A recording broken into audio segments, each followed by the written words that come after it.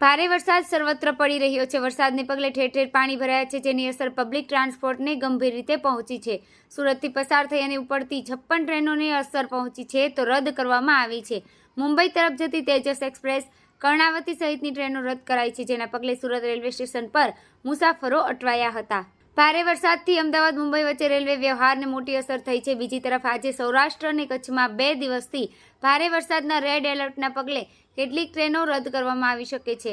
મધ્ય ગુજરાતમાં 10 વર્ષ પછી વડોદરા શહેરના 80% વિસ્તારમાં જળબંબાકાર છવાયો હતો, જેથી લોકોને ભારે હાલાકીનો સામનો કરવો પડી રહ્યો છે। ટ્રેન વ્યવહાર ખોરંભે ચડી ગયો છે, જેથી અપડાઉન કરનારા લોકોને મુશ્કેલી પડી રહી છે તો ઘણા મુસાફરો બસનો ઉપયોગ કરવા મજબૂર બન્યા છે। જોકે ટ્રેન વ્યવહાર પૂર્વવત થવાની આશા પણ ઘણા મુસાફરો રેલવે સ્ટેશને જ ધામા નાખીને બેઠા હોવાનું સામે આવ્યું છે। જોકે આજે વરસાદે વિરામ લે તો ઝડપથી સ્થિતિ પૂર્વવત થાય તેવી આશા સેવવામાં આવી રહી છે।